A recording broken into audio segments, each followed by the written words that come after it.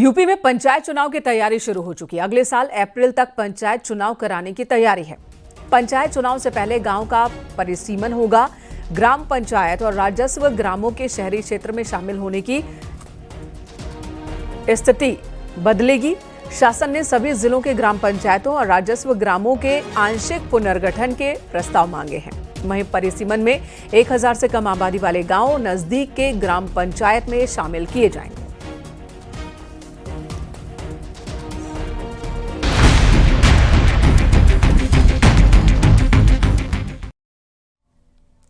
मुरादाबाद में किडनैपर्स से पुलिस का एनकाउंटर हुआ और गोली लगने से 2 बदमाश जख्मी हुए, जबकि 2 भाग निकले। आरोपियों ने सऊदी अरब से लौट रहे 6 लोगों को अगवा किया था।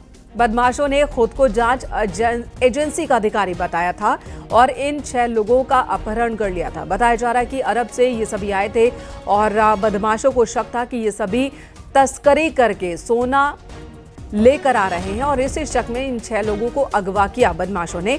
आरोपी अपहरण कर लोगों को जंगल में बने एक फार्म हाउस ले गए। सऊदी अरब से लौटे रामपुर के टांडा थाना क्षेत्र के रहने वाले थे सभी, जिनका अपहरण किया गया था। पुलिस को जब इस बात की जानकारी लगी, पुलिस ने एनकाउंटर के दौरान 2 बदमाशों को पकड़ा है। 2 भाग निकले हैं और सभी 6 लोगों को सकुशल बरामद कर लिया है। फार्म हाउस टाइप का था, वहाँ पे बगीचा भी था। वहाँ पे ये दोनों गाड़ियाँ स्पॉट हुई और उसमें जो लोग वहाँ पे सवार थे वो लोग वहाँ पे खड़े थे और जो 2 गाड़ियाँ जो इनको किडनैप करके ले गई थी, दोनों गाड़ी भी वहीं थी। उसमें जो किडनैपर्स थे वो भी थे। हम लोग तत्काल जब हमको पुलिस को देखा उन लोगों ने, तो वो सब वहाँ से भागे और उन लोगों ने हमारी टीम पे भी फायर किया। उसके बाद हम लोग लगातार उनके कॉम्बिंग में लग गए। हमारी टीम चारों तरफ से घेराबंदी शुरू कर दी। काफ़ी देर के बाद शाम में हम लोगों ने उनको देखा। 2 व्यक्ति थे। उन लोगों ने जब अपने नज़दीक देखा पुलिस को, उन्होंने फायर किया और पुलिस ने जवाबी कार्रवाई की। उसमें वो दोनों घायल हो गए। बाकी उनके जो 2 साथी थे वो फरार हो गए। 1-2 और साथी भी उनके साथ थे, इनके बारे में भी सूचना मिली है। प्रयागराज में अवैध निर्माण पर प्रशासन का ताला लग गया। पीडीए ने जॉर्ज टाउन और कर्नलगंज इलाके में अवैध रूप से बन रहे बिल्डिंग को सील कर दिया। बताया जा रहा है कि 3 जगहों पर बिना नक्शा पास कराए ही अवैध रूप से इमारतें बनाई जा रही थी, जिसके बाद पीडीए ने अवैध निर्माण को सील किया और नोटिस लगाए।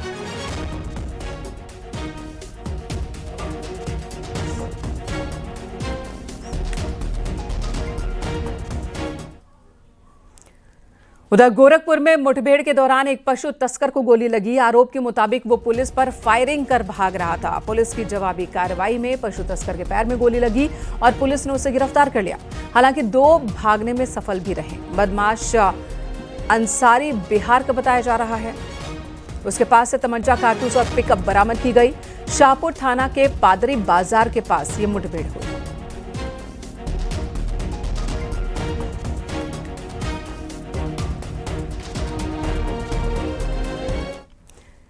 इधर गाजियाबाद में भी पुलिस और बदमाशों के बीच एनकाउंटर हुआ है और इस दौरान गोली लगने से एक बदमाश घायल हुआ। पुलिस ने उसे गिरफ्तार किया, जबकि उसका एक साथी भाग निकला। थाना शालीमार गार्डन क्षेत्र में यह एनकाउंटर हुआ है। पकड़े गए बदमाश से अवैध हथियार, लूटी गई चेन और चोरी की बाइक बरामद की गई।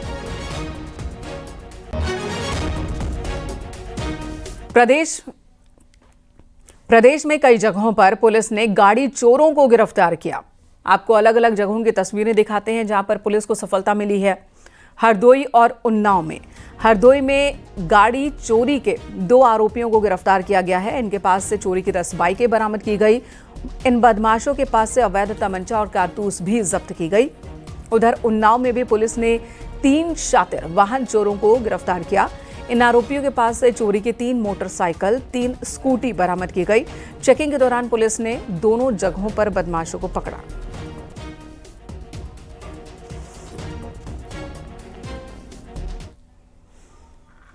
खबर कानपुर से, जहां पर जू में बर्ड फ्लू के मामले में 12 जंगली जानवरों के सैंपल जांच के लिए राष्ट्रीय उच्च पशु रोग संस्थान भोपाल भेजे गए। अभी वहां से रिपोर्ट का इंतजार चल रहा है। इसी बीच स्वास्थ्य विभाग की ओर से जिन लोगों की जांच करवाई गई थी, उन सभी 90 डॉक्टर्स, पैरामेडिकल स्टाफ और कर्मचारियों की RT-PCR जांच रिपोर्ट नेगेटिव आई है। ये एक राहत की बात है। अभी अगले आदेश तक जू बंद रखा जाएगा।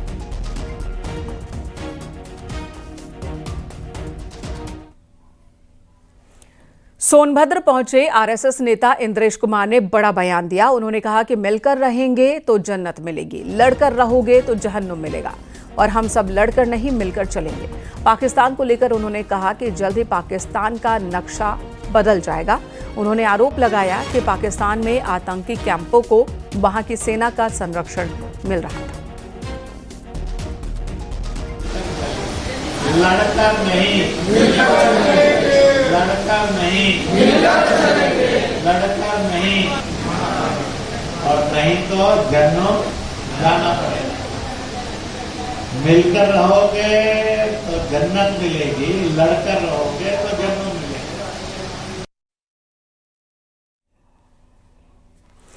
मुरादाबाद में अवैध हथियार की फैक्ट्री का खुलासा हुआ। पुलिस और एसओजी की टीम ने अवैध फैक्ट्री का पर्दाफाश करते हुए 9 आरोपियों को गिरफ्तार किया है। इनके कब्जे से 6 अवैध तमंचे, जिंदा कारतूस और हथियार बनाने के उपकरण बरामद किए गए। पुलिस के मुताबिक आरोपी लंबे वक्त से एनसीआर और आसपास के जिलों में अवैध हथियारों की सप्लाई कर रहे थे। फिलहाल पुलिस मामले की गहराई से जांच कर रही है। ये मामला थाना गलशहीद क्षेत्र का बताया जा रहा है।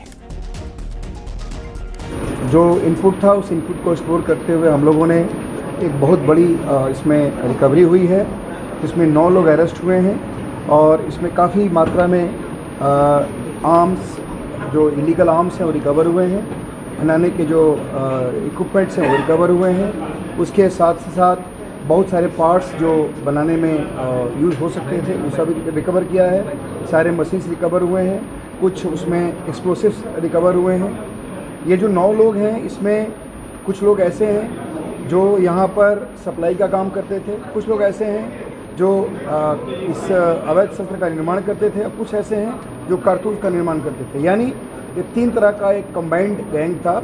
एक कारतूस बनाता था, एक गैंग तमंचा बनाता था और दूसरा गैंग उसको सप्लाई करता था। दिल्ली से खबर, जहां जेपी ग्रुप पर ईडी का शिकंजा कसा है। 12,000 करोड़ के मनी लॉन्ड्रिंग केस में रेड डाली गई है। दिल्ली, नोएडा, मुंबई में ईडी की छापेमारी।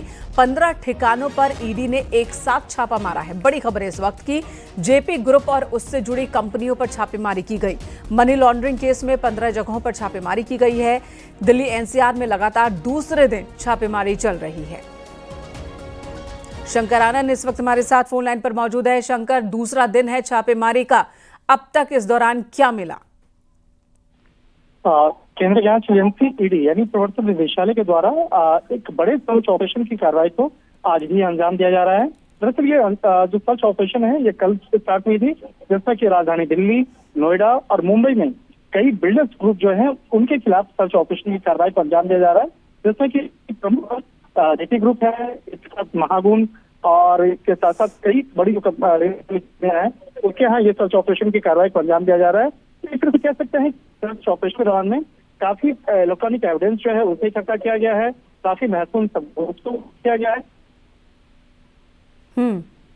12,000 करोड़ से ज्यादा का जब फर्जीवाड़े का मामला है। तो इस मामले में ईडी के द्वारा मनी लॉन्ड्रिंग का मामला रजिस्टर किया गया था और उसी मामले को रजिस्टर करने के बाद कल से इस मामले में सर्च ऑपरेशन की कार्रवाई को अंजाम दिया जा रहा है। एक तरह से कह सकते हैं कि इस मामले में देर शाम तक जांच एजेंसी ईडी के द्वारा औपचारिक तौर पर साझा किया जाएगा। ठीक है, तो शाम तक ईडी की ओर से क्या खुलासा, क्या कागजात जब्त किए गए हैं, तमाम खुलासे होने की उम्मीद है।